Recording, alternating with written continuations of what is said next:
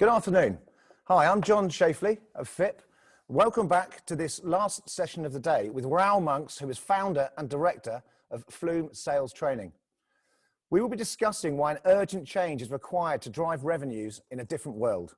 But before we get into that, can I please ask you to ask as many questions you like? You'll see the chat box and the Q&A below you in the screen. It really is an opportunity to ask what you like of one of the thought leaders in his field.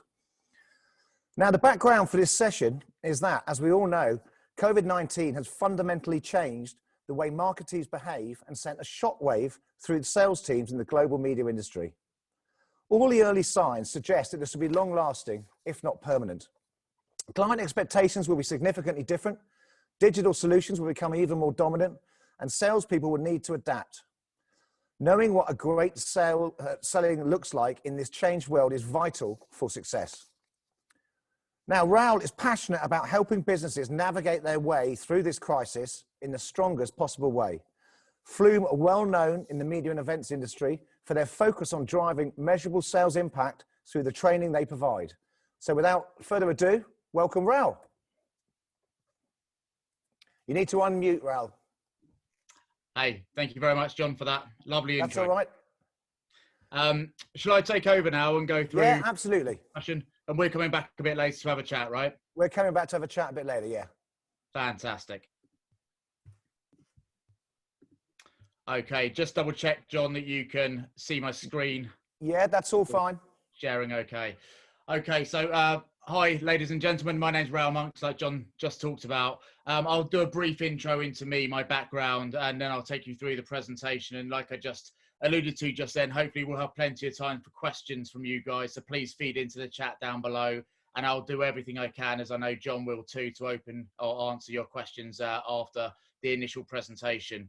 So my name's Raoul Monks, founder and director of Flume Sales Training. I launched Flume Sales Training in 2010 on a very basic premise that we wanted to create a sales training company in the media and events industry that actually worked and that we could prove the deliverables and impact on ROI. What very quickly became, I suppose, our key way of working was a shift in perspective to help media and events professionals to shift their perspective from the sales perspective to that of the client, and approach which was all built around making it as easy as possible for your client to buy. When I use the word client today, please just think of any contact that you have within the media space. So that may be an agency, it may be a direct client, but one of the big overwhelming pieces here is that a strong relationship with direct clients is absolutely crucial right now. So I'm going to take you through one main theme, which is around why an urgent change is required to drive revenue in a changed world. And there's three main parts to the agenda, just to set out what to expect. So number one is looking at why a change is urgent right now in terms of sales approaches. Number two is trying to give you some instant approaches where you can actually instigate change within your approaches, whether it's yourself or whether it's your sales teams, some things you can put into practice straight away. And then specifically what you can do to make sure you're always offering and giving the experience that your clients absolutely desperately need right now. So first off, we're going to have a look into why change is urgent. You guys are probably experiencing this in different ways right now. So undeniably, sales is getting tougher and has been since well before COVID. You look at the trends which come from Harvard Business Review and CSO Insights, and year on year and year, and actually the 2019 figures weren't released, and then COVID kind of put them back even more. But you can see a steady decrease. I say a steady decrease, it's actually quite a big decrease. And the question really here is, if that's how much the decrease of the percentage of sales reps hitting target in B2B sales has gone down over the years, then what's 2020 going to look like? And for many of us, we can probably picture that that trend, that bar chart, would look pretty unhealthy if we added in the current year. So let's have a think about why change is urgent. And first, I'm going to show you what you may or your teams may be going through. But then what I'm going to do is shine a light on what your clients are going through, because actually that is the real crucial thing, is to get into the clients' heads and work out why is it tougher for them to say yes than ever before. So what's your world or your sales team's world? See if you can see yourselves in any of these different challenges. So number one, clients being less likely to pick up the phone, agencies being less likely to, clients objecting more than ever with new ideas, tons of new solutions or opportunities to sell, but actually some of the normal approaches pre-COVID that used to work aren't working so well or easily as sales approaches. Tougher to fill the pipeline, slow client decision making. They might say they'll get an answer on Tuesday, but then they realize they never told you what Tuesday, and it goes on forever. And clients not releasing budget like they would before. Undeniable that from a sales perspective, it's tougher. But this is, in our opinion at Flume, probably the most important thing to really wrap our heads about. And for many of you, you'll already be thinking like this, but I want to make sure we're talking the same language.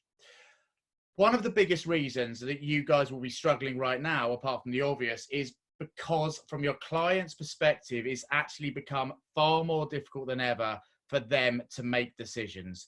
The way your clients make decisions has changed forever. And it really is important to realize how important that is, because it's not suddenly going to change back once the world normalizes again. The way your clients are learning to make decisions right now will probably sustain and continue and develop. So let's just paint a picture around what we mean just there. Let's step into the client's shoes. At Flume, we say that the biggest mistake salespeople make is to look at everything from their own perspective and not that of their clients. A simple shift to always stepping into your client's shoes and thinking what might make it easy for them to buy, what's going to make it difficult for them to buy, let's think about it from their perspective, will normally solve the challenges we have in sales. So let's just shine a light on what's changed in your client's world over the last 6 or 7 months. And I want to just preface this with the fact that over the last 6 or 7 months at Flume, we've absolutely committed ourselves to helping the industry get through this in the best way possible. And a big part of that is we've created buyer steering groups or client steering groups to understand what's changed for them and what makes it easy and tough for them to work with sales people. So this has not just come from a finger in the air, this is what we think. This has come from the mouths of your clients. Why can't clients buy? Let's just get into their shoes. Point number one is whoever your contact is, their job is under more scrutiny than ever before. They might be lucky enough to have kept their job, but actually the continuous looking at whether that person is delivering what they need to justify their job is always on their shoulders. And on top of that, a lot of these clients will have seen a likely drop in demand and will be struggling to hit the KPIs. And also their KPIs and their measurements probably changed and completely unrecognizable pre-COVID. On top of that, budgets have been slashed, so they've got to do more with less. And this is absolutely crucial. One of the most pivotal changes you probably all witnessed, which is there are more decision makers than ever before. So pre-COVID, the stat from CEB was that on average, there was 6.8 decision makers. That's actually about 4 years old, and the stat was going up, but they were still working out what the average was. But it's in all cases, or in most cases, more than 6.8. But what we're seeing now and hearing from the buyers is that although the level is still around 6.8 or slightly above, the actual level of those people is going up higher and higher. So board level are getting involved with lots and lots of different decisions. And all they care about, and you guys know this, is being able to prove and drive ROI. Every decision they make needs to be safe and de-risked, and they need to know it's going to have the impact they need. On top of that, to make it really complex, the way the audiences are interacting with media is changing as well. You've probably all seen this. The way we're interacting with different learning mechanisms and advertising mechanisms is completely changing. So it's not like it was pre-COVID. And all of this leads to the fact that actually for your clients, they're becoming more risk averse because there's so much that could go wrong that actually they don't want to make a mistake and be pinpointed as the person who recommended that mistake. And so it's much easier for them to stick in their status quo. The biggest competitor you'll have right now is whatever your client is getting away with doing or is used to doing. Ultimately, to get from not doing something new to doing something new, they and you need to have created a watertight business case. So let's have a look at how they buy. This is really crucial, and it's a really simple process that we've created at Flume to try and make it as easy as possible for you to positively influence each stage. If we can work out how our clients are making decisions right now, we can work out how to make it easier at each of those stages. So stage number one is that for a client who is thinking, hey, what do we do? And I probably want to keep doing it the way I've done it because it's safer like that. Stage number one in terms of that buying process is to commit to change. they need to personally commit to doing something different. There needs to be a compelling reason for them to act differently than they did pre-sales conversation. So the first stage for a client is change. The second stage for a client is choose, change, and then choose. And that choose part, as we can see here, is commit personally to the solution. Your contact needs to buy in first to, yes, we absolutely have to change our current approach, to then, this is how I want to choose. This is what I want to choose. And a massive part of that, as we'll see in a minute, is that they need to buy in personally and own the solution. They need to be brave enough to put their head above the parapet to those other 5.8 decision makers and say, I'm brave enough to think this is something we should do. Once they've decided they want to do this and they own it and they're brave enough to put their head above, they then need to champion. They need to champion their idea, your idea, within that decision-making group. So they need to take the decision-making group, the stakeholders, whether it's the agency or whether it's the other stakeholders within the client or a combination, through that same process of change and choose. Essentially, the hard work for your client starts there, where they need to be brave enough to go it alone. But as we'll see in a minute, sometimes going it alone is not the best option for them. And there's different things you can put into place to make it easier. So as a simple tip, the best way by getting your head into the client's shoes is to think, how do they buy? They need to first change, then buy into what they're going to choose with you, and then champion it in their business. And your job is to make it as easy as possible at each of these stages to do that. A simple question to always ask yourself is, how easy am I making it for the client to do each of these? And where possible, if there's any speed bumps that you're creating, try and iron those out. So let's just put this in perspective and share with you some behaviors that the sales teams could be demonstrating to make this easier for clients. So research from Gartner suggests that pre-COVID, 53% of why a client's going to choose you is down to the sales experience. Only 9% was down to the price, 19% down to products and service, 19% down to the brand, 53% of why they were going to choose one option over another was a sales experience. That was pre-COVID. That is going to be, like a lot of things in a changed world right now, is going to be magnified massively and is going to be more important than ever. So what do they need from that sales experience? And as I take you through this, it's worth having to think about your sales teams and thinking, hey, where are we good? And maybe where could we put some changes in place to really make it easier for the client to say yes? So 4 behaviors we recommend at Flume and that we help to train and coach into businesses. Number 1 is the idea that salespeople need to teach. It came out of all of the research. Clients need to learn the best and safest way to make decisions. We need to be teaching around audience behavior, what's changed, what does and doesn't work for the audience. And also we need to be teaching around best practice, mistakes other clients are making, and what's working and what's not working, and how other people like your client are solving their problems. We need to teach them why and how to change. Secondly, they need to be persuaded of results. They need to be convinced this is going to work. So having strong ROI delivery processes and monitoring processes is absolutely crucial. We need to be brave enough to bring up that conversation, because your client needs to be brave enough to say to their other 5.8, this is going to work and this is how we're going to know. They need everything personalized. So there's a stat that says it's 2 times more likely that a client will buy off you, advocate for you internally, advocate for you externally, pay a premium and put you into consideration stage if they can see what's in it for themselves and their role. That means not just talking about their company, but finding out how they're measured, finding out what good looks like for them, finding out what their personal challenges are. Because if we can get them to personally buy into, actually, I want to work with you because it's going to help me, you get an advocate within that business who's much more brave to then sell on with you to the rest of the stakeholders. They need collaboration. We'll go into this in a bit more depth later, but they need to believe that your genuine focus as a sales team, as a sales leader, is the same as theirs. To be able to collaborate, you need to have the same objective. The only objective a client will have is to solve their challenges and get better results and prove it through ROI. And unless your genuine focus is the same as a client, they won't believe why you're doing what you're doing. So you have to have a shared objective, but also there's a big part around collaborating, around helping them sell the idea internally. And also, as we'll see early, in a minute, collaborating to help them own the ideas that you're putting into their business and trying to drive through. And the 5th one here is around taking control, being assertive, not just being the head nodder who agrees with everything your client suggests. Clients need to learn the best and safest way to do things, and they don't always know the answers. So being able to constructively push back against a client for the right reasons is absolutely crucial, and take control of the decision-making process, as we'll see, is a real skill which makes a massive difference.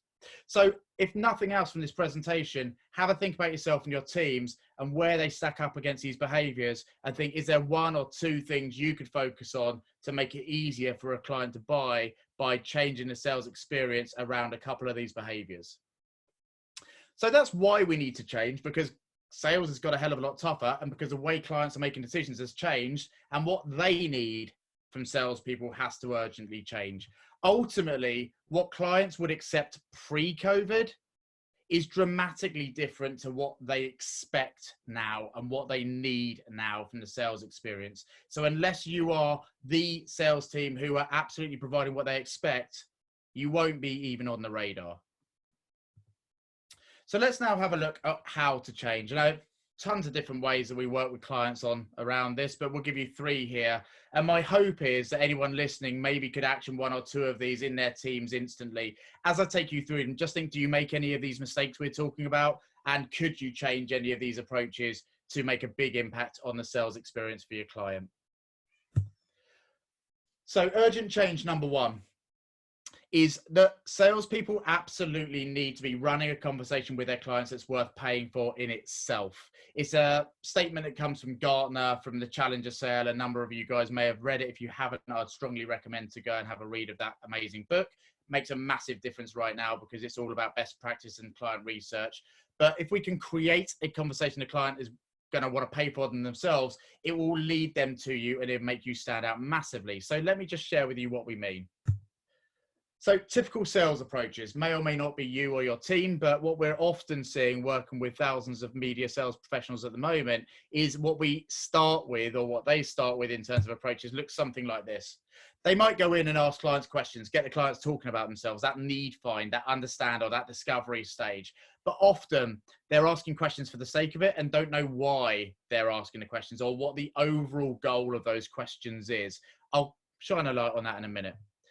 The other approach here is that we ask so many questions, it starts to feel like an interrogation for the client. It's quite one-sided and quite exhausting for the client. And the third part, and this is an age-old challenge, is that salespeople are often the worst people at listening. We'll often listen to respond, but not listen to properly understand. And right now, we need to show we properly care and understand for a client to ever give us the time to listen to what we recommend to them. So these are typical sales approaches, but let's have a look at that from the client's perspective. Like I said, the best angle is always the clients to work out how do we make it easy for them to buy. What does your client need from the client conversation?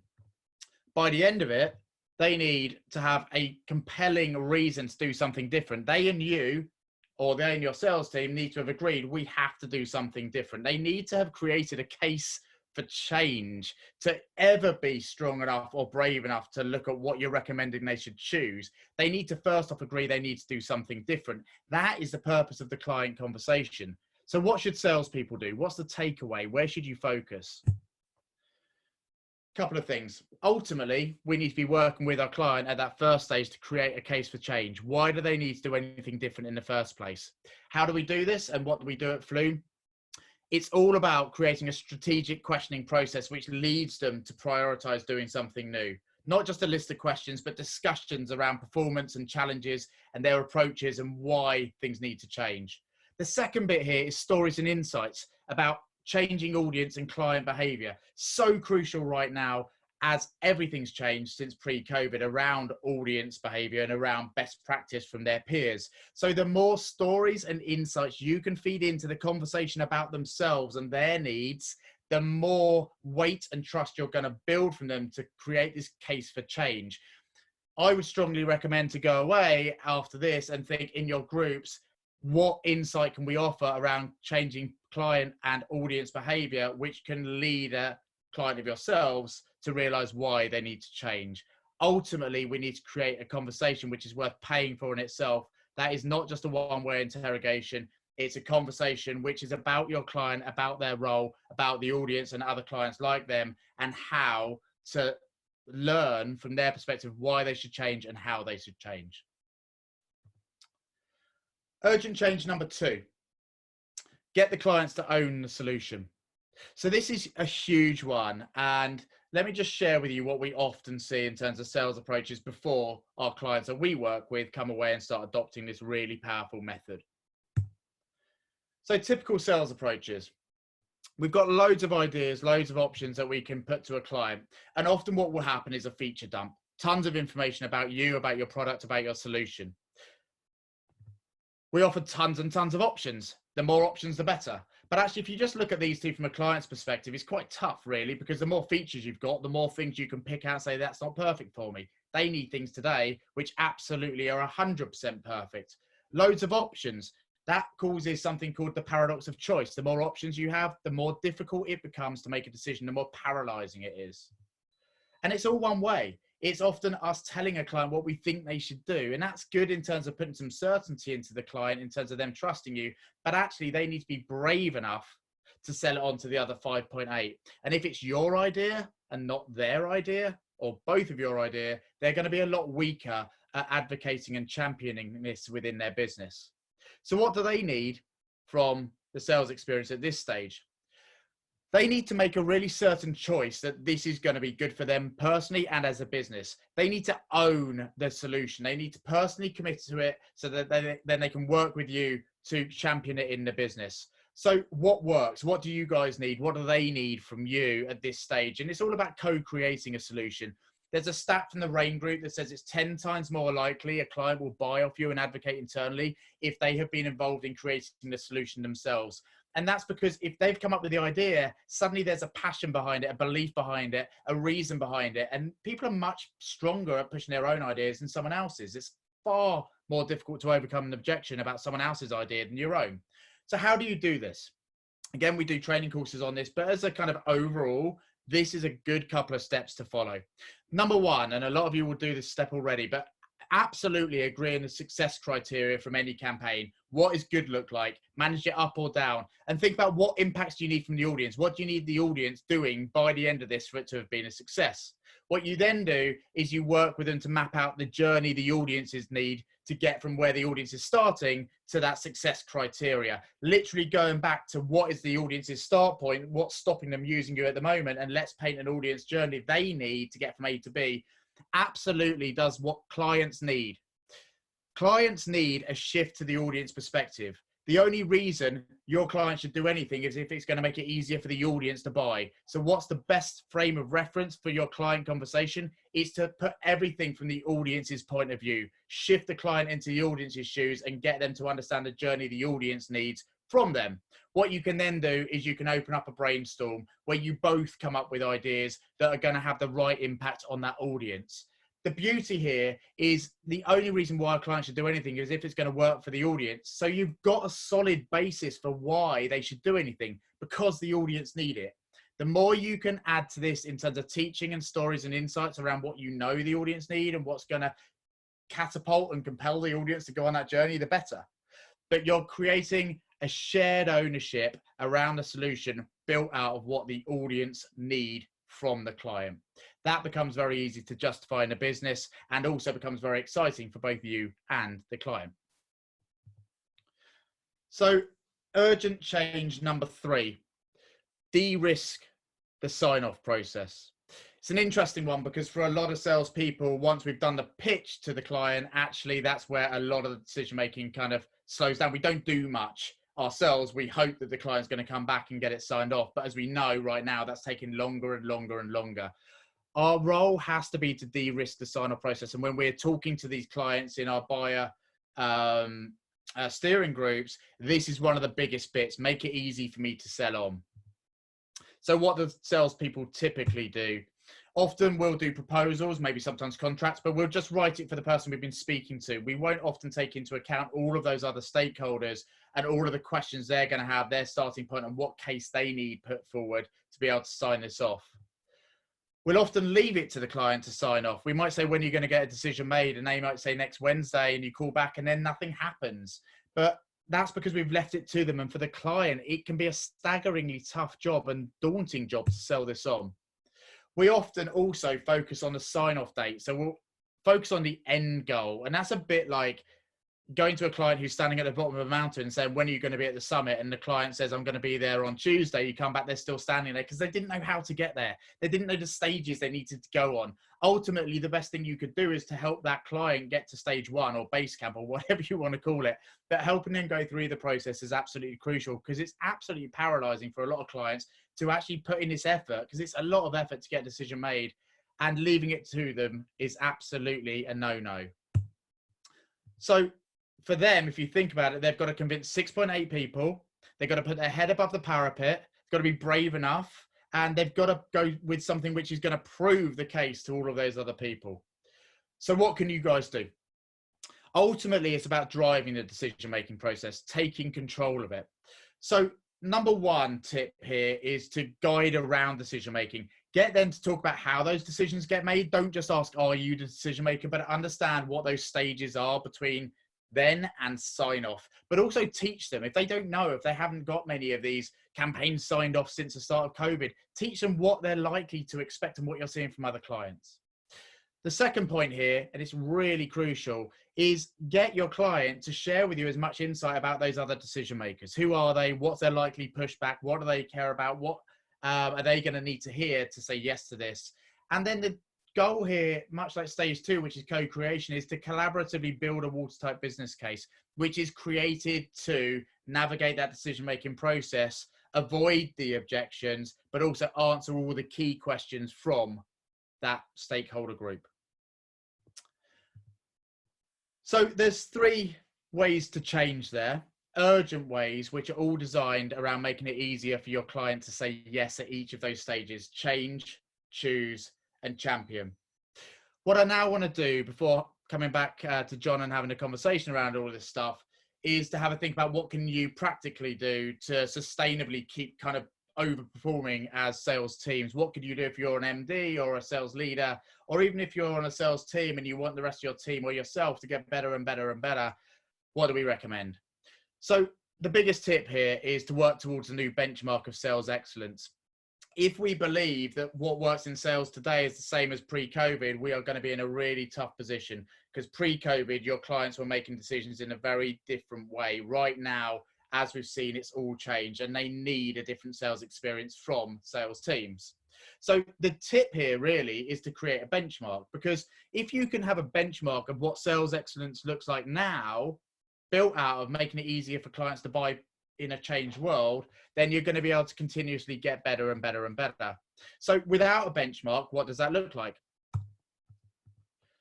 Number 1, your sales teams are going to be operating the same as pre-COVID, and actually they're going to get a lot more pushback from clients, a ton more objections, and it's going to be a lot more difficult to advance any of those sales conversations.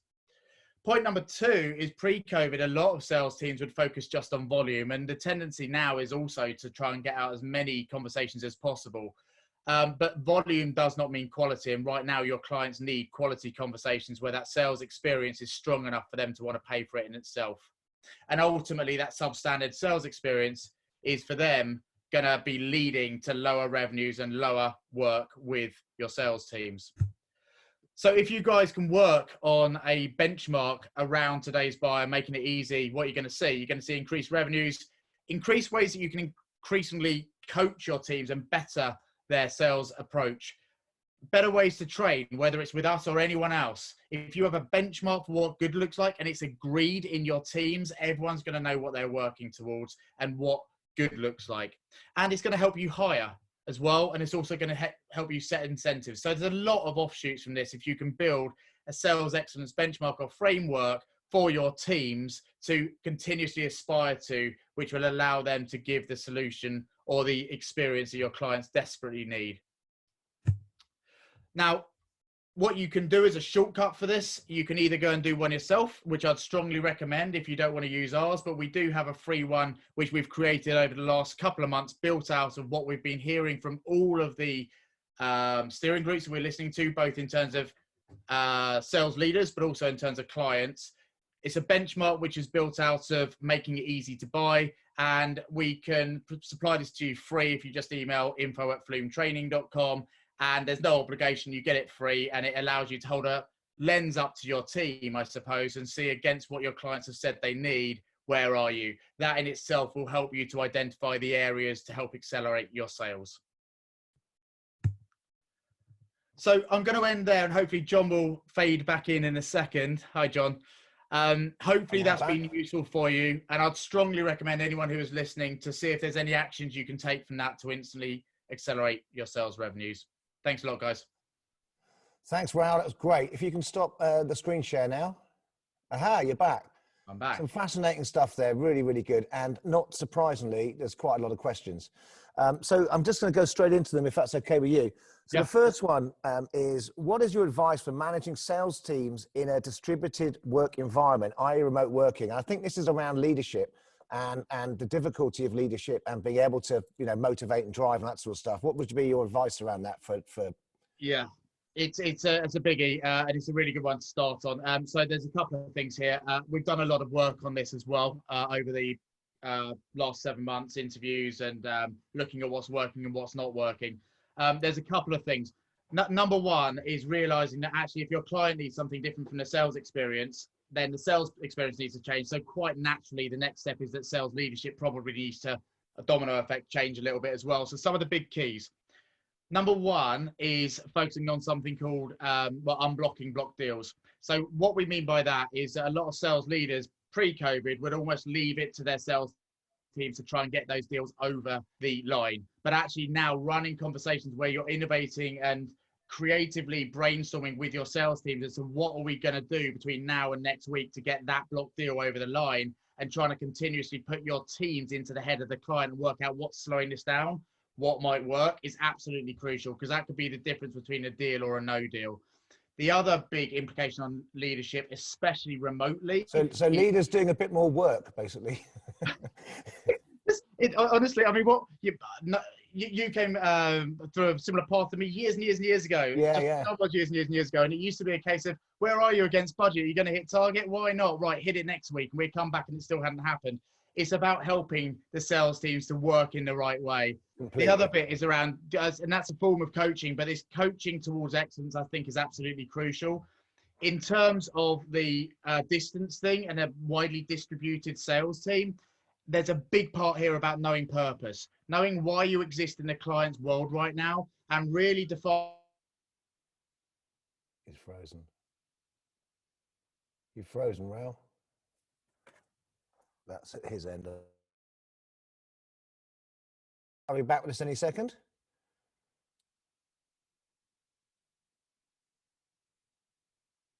Okay, we'll have to talk amongst ourselves. I think that's not at our end, right? Finding what? Oh, can you hear me? Yeah, sorry, you froze for a second there, not to worry. Yeah, you're back now, you're fine. Okay, good. It might be my internet. I'm just going to close down a couple of things and hopefully we'll be able to carry on. Yeah, do that. But ultimately, John, the answer on that one is the coaching side of things, the unblocking block deals side of things, but also creating a vision for that team. Where do we need to be by when? But also coming up with behaviors for that team. What does good look like now? And agreeing with your sales teams, both in terms of how they're working with clients, but also in terms of how they're going to communicate with each other, and delving into things like motivation, because working from home is a very different thing from working in an office. You don't have the same sort of motivations that you have when you're working in an office. So making sure you're going into depth with your team to treat them as individuals and work out what they need to be operating at full capacity from home. Okay. The next question is around sales teams having to work differently with internal teams. And I guess an example of that I would put on would be something like e-commerce or affiliate marketing, where internal marketing teams or even editorial teams need to write copy slightly differently to attract. So how do you see that sort of change and join coming together? I think it's just a magnification on doing it in the way it should always have been done. So ultimately, if you pick kind of 3 core teams that should be working together, not the only ones, but coming together around audience and audience behavior with the marketing team, with the content team, and with the sales team, and putting audience insight and understanding deep audience behavioral trends at the heart of it, but also understanding what works and what doesn't work for other clients at the heart of it, so there can be a teaching pitch, is really crucial. But the mistake is leaving that to the sales team, because not that they couldn't do it, but actually you're probably going to get far better and more powerful insight if the teams come together. a big impact of this is creating the right messaging. And there's some really interesting research into what types of messaging lead clients to you, and making sure that your messaging and creating stories which are compelling now compared to pre-COVID is really important. So I think it's absolutely crucial. You can't leave it to the sales team anymore just to do it on their own and have a bit of patter. We need to make sure that those messages are absolutely crucial by bringing together content, marketing, and sales. Yeah, I couldn't agree more. Now, I know you work with agencies. So it's a rather difficult question here, which is, do you see a shift in the importance of the agency versus client direct sales? And leading on from that, do you see the role of the agency becoming less important generally?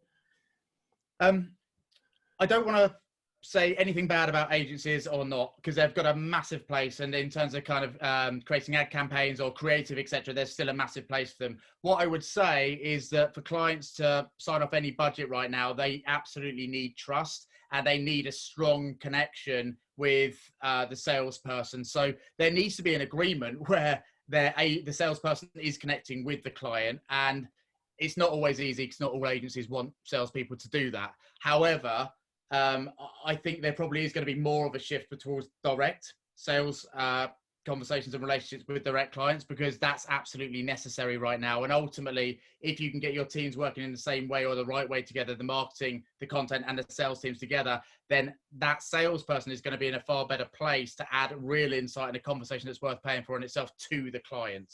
So I think it's absolutely crucial. I don't think agencies are suddenly going to disappear, but I think that clients are going to start putting more emphasis on having strong relationships with the salespeople. Yeah, I think you're absolutely right. I mean, just on the basis that the solutions are much more bespoke, and and you're going through a third party. Why do that third party when you can have that conversation direct? I've got a load more questions. I think we're okay. We're plenty of time. So, which part of the sales process, in your view, is most challenging, and how do you overcome it? Wow. I know that's a big one, and I think you probably answered some part of that in your presentation, but.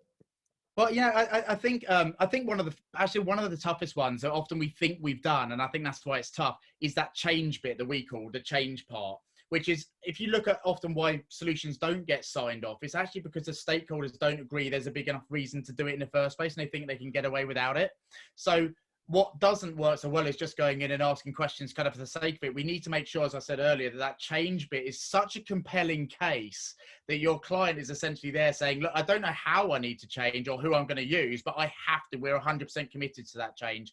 And making sure we get that is crucial. The other bit I just shine a light on that some people are brilliant at, but so many people leave, is that champion bit, selling on within the business. And that is incredibly tough, incredibly tough. So many deals die at the point the stakeholders come together and they have that conversation I just said just then, which is, do we really need to do this? Can we get away without doing it? And just leaving that client to it is so dangerous. What we're hearing from the steering groups we've got is de-risk that process. Try and create mechanisms for us to help to drive and prove ROI.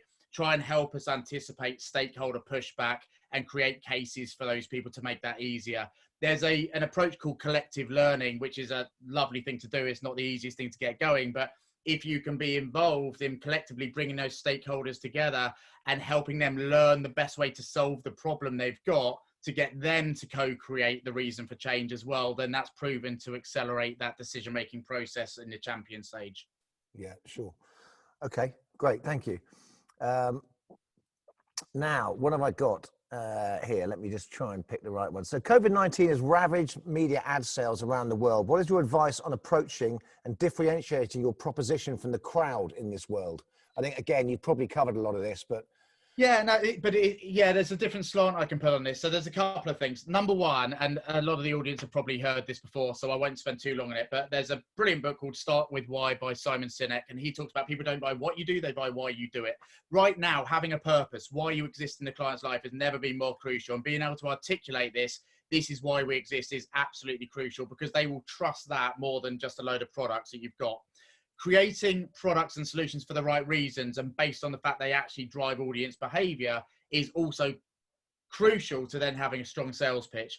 There's one more point I've got, which is the idea of, and it's quite underplayed by a lot of salespeople, often we go into a sales pitch and we pitch what we've got.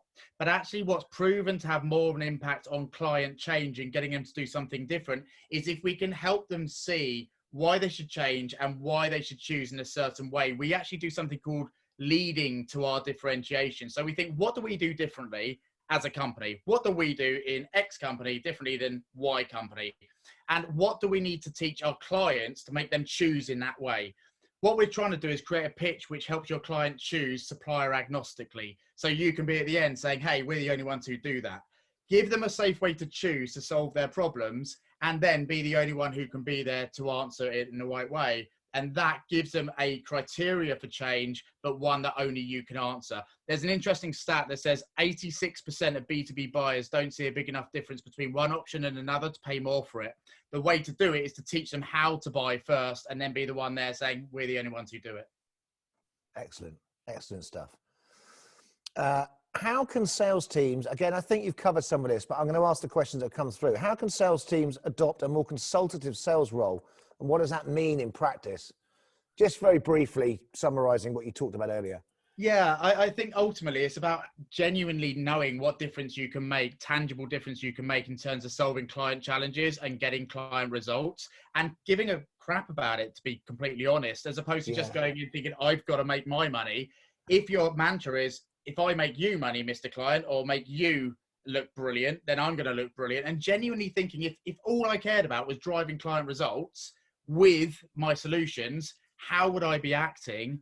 That will give you a framework and a kind of guiding light. But a lot of the time we're so blindsided by the fact we've got to hit our targets, we forget that the best way to be consultative is to genuinely care. And that means about caring about what your clients need to do. So it's a shift in mentality, and spend your time thinking about things from the client's perspective. We've got, we're getting quite close on time, but there's a couple more things. There's quite a big question here, which is a bit more general. Ad budgets are going to Google, Facebook, even Amazon. What is your advice for media clients reliant on advertising for big chunks of their income? Can you say that one more time? Yeah, sorry, it's more of a business question, really. It's ad budgets are going to Facebook, Google, and Amazon. So how would you advise media clients that are reliant on advertising as a major part of their income? So, can I come back to that one? Because of course you can. Yeah, of course you can. About that one, I don't want to give a flyaway answer. Right. Okay. I've got another question here. Sorry, these are quite challenging questions. I do apologise, and I appreciate you're doing them on the hoof.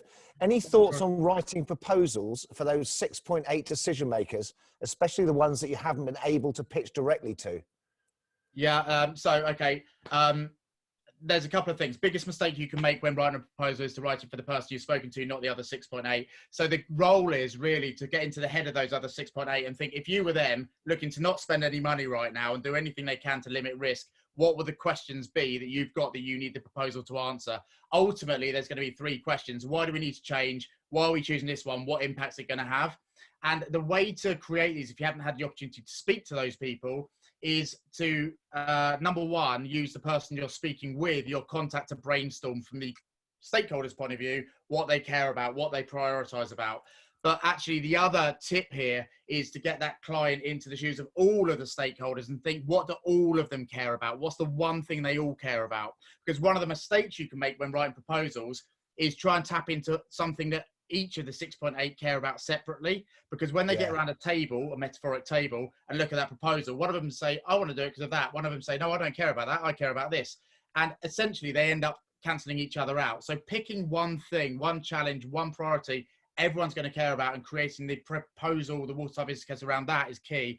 The way to do it is to help the client to get into the shoes of those people and think, who's going to be the biggest advocate? Who do we need to get on board? We call them mobilizers, but who do you need to get who's going to mobilize change in the business, and design that proposal around the decision-making group by brainstorming with that client you've got from the other point of view. Okay, I mean, one of the last things. So we are, well, actually, we actually already announced. So FIPP are partnering with Flume on a series of workshops in November, and those have been put together specifically for the FIPP audience. So I guess there's sort of, and it's an obvious answer, I guess, but I mean, what are the reasons why people should be upskilling their sales teams right now? Hopefully I've made a decent case for that already, but ultimately, I think you have. I mean, ultimately the importance of the sales experience has never been higher, never greater. And what clients are going to accept now is totally and utterly different from pre-COVID, where we might be able to get away with some of our other approaches. That's not aimed at anyone in the audience, but that is the case. Sometimes actually the approaches weren't as strong as they could be. right now, it is how you're going to be chosen. You guys, the sales teams are the differentiator. You are going to be why they say yes or no. And being able to compete on that level of sales mastery has never been more important. It's a time to be bloody proud of being in media sales. And being in media sales means we need to be intelligent and we need to be learning consistently. And we need to be able to say we have a sales experience that's worth paying for in itself. And working within the industry, what we're tending to see is that a lot of those sales experiences are falling short of what clients need, but they're being more judgmental than ever before, these clients, and their radars are up more than ever. So unless we're developing those teams, whether it's internally or externally through coaching, training or consultancy, however you're doing it, it's got to happen, because your sales teams will really struggle trying to connect with those clients because the clients are more alert than ever. Yeah, I'm now going to give you the opportunity for a shameless plug. So do please tell us a bit more about these workshops that you're doing, if you can, briefly. That'd be great. Yeah, no worries at all. So I'll share the screen in 1 second, but we've created in partnership with FIPP a series of different workshops. There's 4 actually. They're called Sales Accelerator workshops. I'm just going to bring up a slide here just so you've got it in front of you. Bear with me 1 second. So sorry, it should be right at the end, but it's not. So Sales Accelerator workshops, and basically there's 4 of these that we're going to release to market. They're 1 hour each, and they're all focused. Sorry about this slightly rapid moving. There we go. Right. They're all focused on accelerating sales in Q4 for media professionals. So we've created 4 1-hour high impact workshops, which are designed for instant impact, massive takeaways. It's not just a presentation like we've had just then. There'll be templates, mechanisms you can put into place, and also checkups between sessions. At the start of each session to make sure that things have been actioned between them. It's all about trying to help you guys make as much money as possible. 4 main areas we're looking at: filling your sales pipeline, which is on 5th of November, driving strategic conversations that lead to you, creating easy to buy multi-channel campaigns, and speeding up decisions. Ultimately, it's looking at the whole of that change, choose, champion funnel, and how best to introduce best practice at each of those stages to make it easy to buy. These are public courses, so they're open to everyone. I won't go into the cost right now, but they're very, very minimal cost for all 4. And our whole goal here is to try and have as big an impact as possible on your revenue. So I'll be really excited for you guys to get in touch. If you want to find out more about those, just email us at info@flumetraining.com. Or indeed, info@fipp.com. If you could stop sharing, Raoul. There we go. There we go. Thank you very, very much. That's been really, really informative. You can also contact Raoul through the Meetings Hub, and any other questions that come through, don't have to stop now. You can continue, and you can also, this session will be live on demand, so you can download it and look at it whenever you like at a later stage. Thank you very much, Raoul. I'd just like to say very quickly that tomorrow our first session is at 9:30 a.m. And this is about what magazines can learn from successful newspapers. And we talk to the Times and the Sunday Times. So really, really interesting things all around revenue through content. But for today, I thought that was an excellent session. Thank you very much for your time, and we shall see you soon. Great. Take care. Thanks, everyone. Cheers. Bye-bye.